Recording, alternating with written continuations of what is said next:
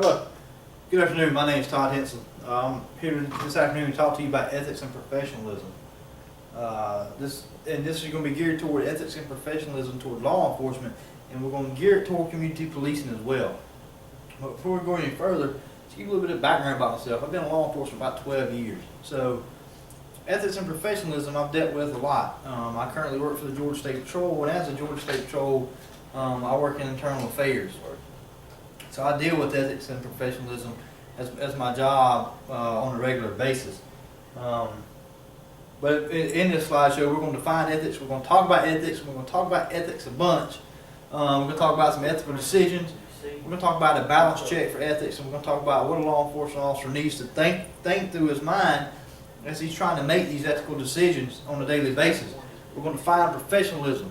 And the definition that I'm going to give for professionalism is a kind of definition that covers all the professions out there, because we have many types of professionals out there. We have doctors, we have lawyers, we have teachers, we have law enforcement officers.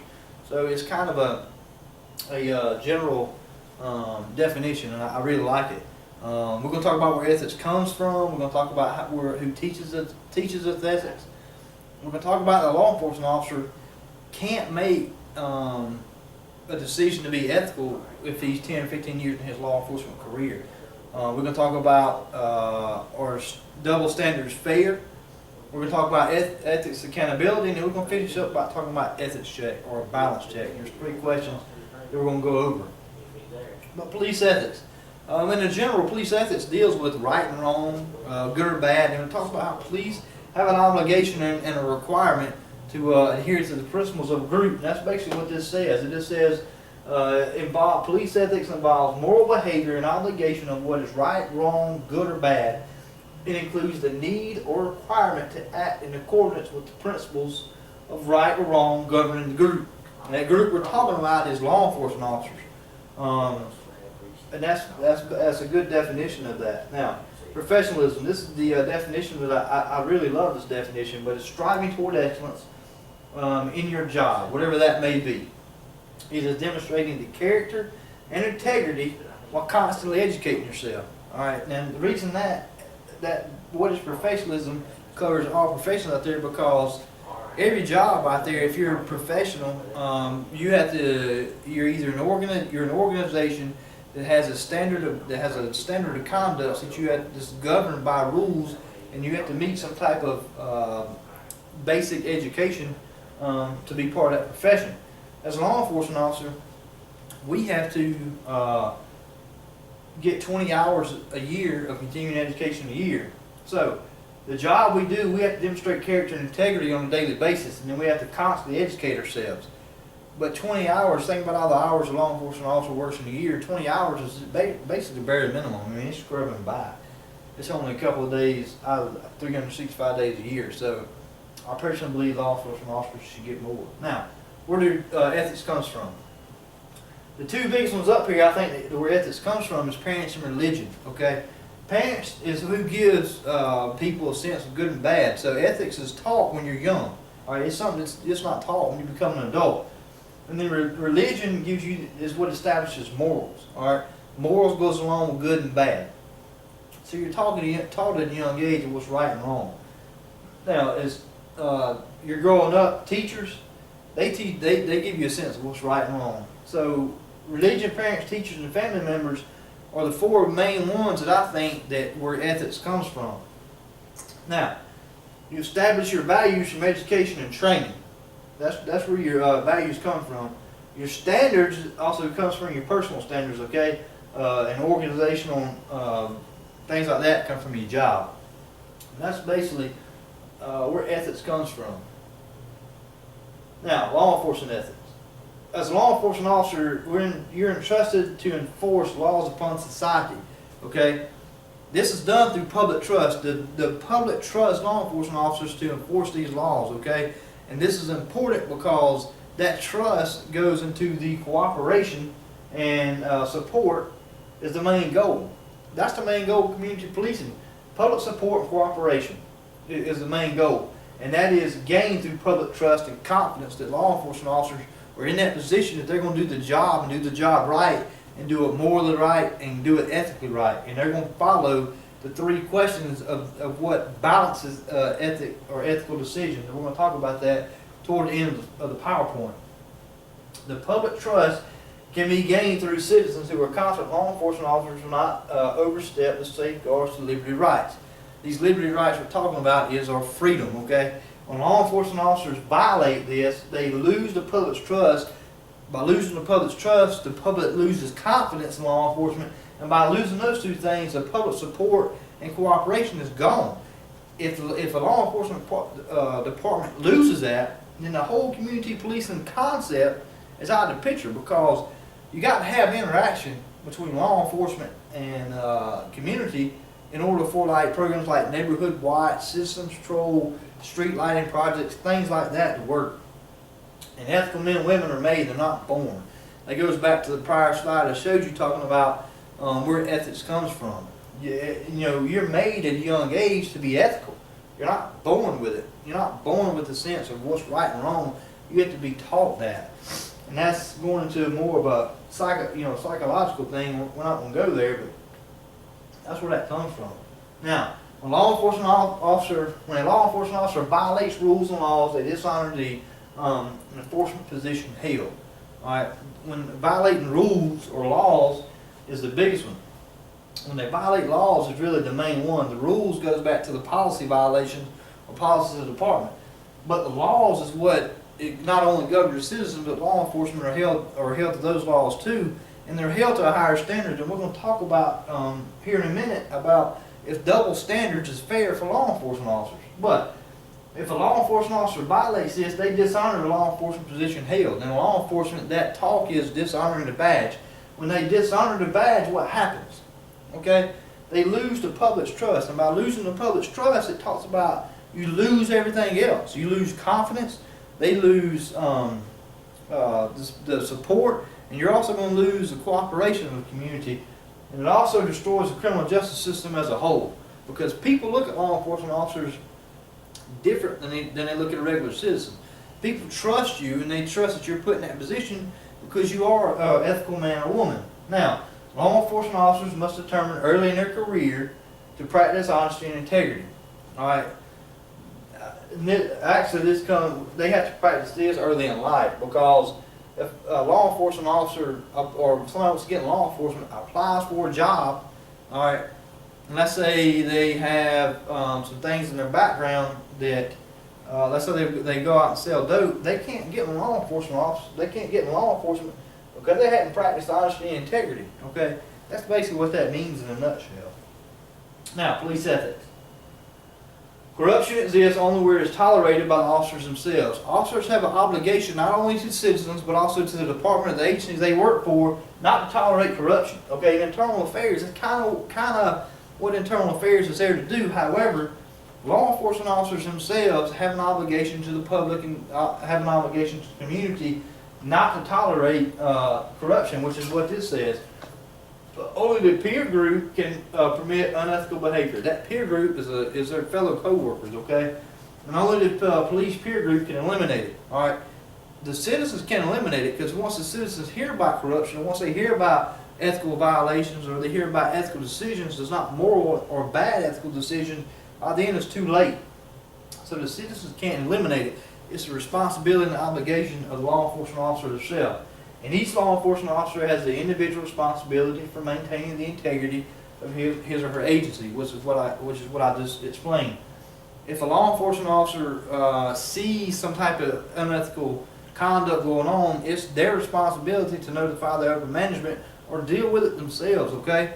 Because what's going to happen is, we've all heard about, New York, California, the Rampart Boys and all that, where the corruption was out this world, and we all heard about New Orleans, and that all come from law enforcement officers in the agency didn't do their job for not tolerating corruption. Now, are double standards, are high standards fair, and is it a double standard? So what am I saying is a double standard, or should law enforcement officers be held to a higher standard, and is that fair? Is it a double standard? Now, a law enforcement officer has the greatest power legally vested in our frame of government. What is that power? We're going to talk about that in a minute, but it's life, liberty, and property. A law enforcement officer has the ability and they're given the right to take somebody's life, which is huge. You're dealing with human life. You have the ability to take somebody's liberty, which is their Fourth Amendment right away from them. And you have the ability to take somebody's property, which also deals with the Fourth Amendment. Now, you talk about life, you talk about the 14th Amendment, that's due process. But only law enforcement officers have been granted the authority to make summary judgments in regards to an individual's life, liberty, and property. All right. So, why do you think people trust law enforcement officers? You're given a huge responsibility. You're given rights that regular citizens haven't had. All right. So as a regular citizen, they don't have the ability to, or they don't have the right, or they're not given the authority to take somebody's life, liberty, or property. So as a law enforcement officer, you have that, and that's why holding somebody to a higher standard is not a double standard. Due process will or may occur later, but no one else in our society has that power. All right. Since they do have that power, law enforcement officers are held to the highest degree of responsibility for their actions, and that was said by Richard Burschek from Chicago PD. All right, very good statement. But we're going to talk about this. No one else in society has this power. All right, and that's big because that's why communities trust law enforcement. And that's why community policing is so big, and it deals so much on ethical and professional behavior, because to interact with the public, you got to be professional. You got to make ethical decisions.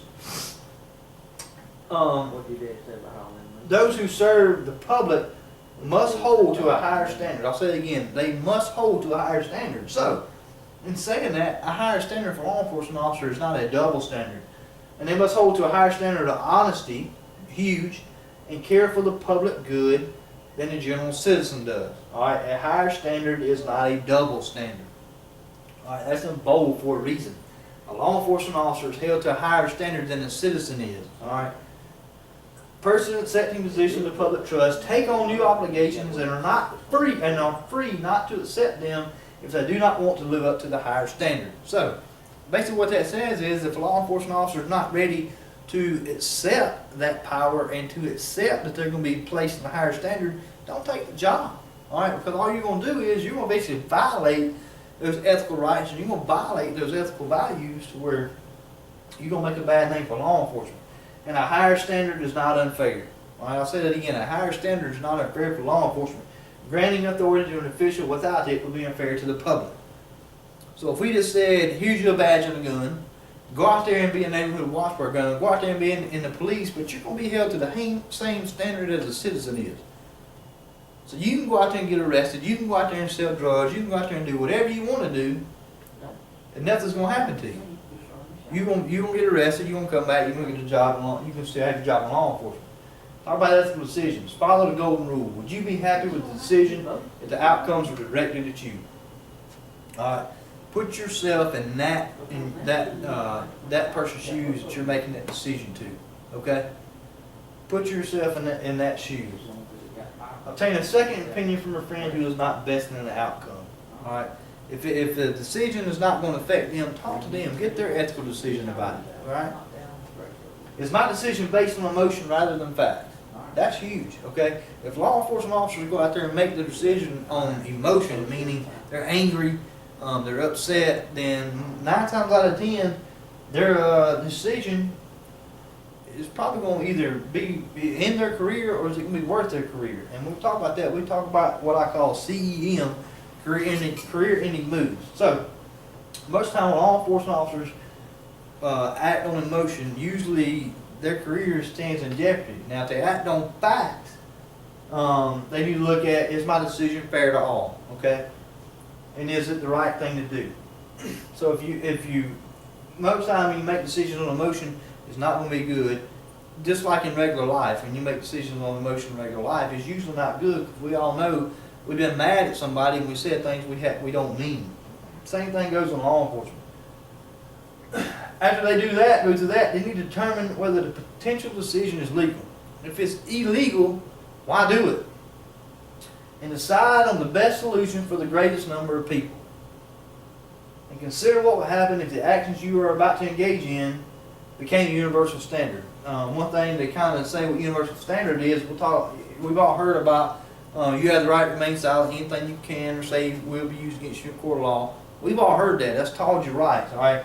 And that came out of Arizona a long time back when law enforcement officers engaged in an act that became the universal standard. And that universal standard is anytime we're going to question somebody that they're about to make a statement that's going to cause them to incriminate themselves, as a law enforcement officer, you're required to read in their rights. So that's what the universal standard basically means. And it's also case law. Think about how you would feel if your actions were made public. Okay, if you make a decision and you want the public to find out about it because it's going to make you feel good, then it's probably a good decision. But if it's going to be one of those to where if the news media gets a hold of it, they're going to take off and run with it, and it's going to discredit your department. It's going to discredit you as a whole. It's going to discredit you as a law enforcement officer. Then probably more likely it's not a good decision. Now, talk about ethics check. Is it legal? Is it balanced? How would it make me feel about myself? Those are the three questions that a law enforcement officer needs to ask themselves before they make decisions. The biggest one is it legal? Because if you make a decision and it's not legal, you can go to jail, okay? Because we're held to a higher standard. Is it balanced? That just means, is it fair? That just means, is the decision I'm making, is it going to affect somebody one way or another, and is it fair? And then how will it make me feel about myself? Will you be able to go home at night, or will I be able to go home at night, lay my head down at night on a pillow and say, hey, I did a good job today. What I did was good. I brought, I served the public and did good in that aspect. Lastly, I'm going to leave you with a quote. Probably one of my favorite ones of all. But believing in self-worth and what you stand for, or believing in self-worth and what you stand for, or having faith in what you represent. It involves confidence, courage, and belief. Pride is the end result of the application of ethical standards. If you lose your wealth, you lose nothing. If you lose your health, you've lost something. But if you lose your character, you've lost everything. All right, that right there is huge, because if you lose money, you can make more money, okay? If you lose your health, we've lost a little something, because you got to stay healthy in order to survive. But if as a law enforcement officer, if you lose your character, you've lost your career, okay? If you lose your character, you've done it because you violated some type of ethical code, you violated some type of law, or you've done something to bring discredit to yourself. Because pride, okay, is the end result to ethical standards. All right, pride ends a lot of law enforcement officers' career because they're too prideful if they've done something wrong to admit it. Because pride comes out the last sentence. Their prideful causes them to lose their character. So, in saying that, ethics is pretty important to law enforcement. Ethics is pretty important to community policing, and just as professionalism is important to community policing as well. Because dealing with communities on a daily basis, a law enforcement officer has to make ethical decisions and also has to make professional decisions.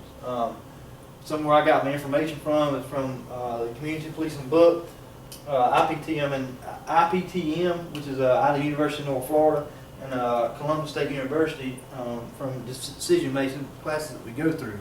So in saying that, I hope this has been something that's been meaningful to you. I hope it's something that has been informative to you, and have a good day.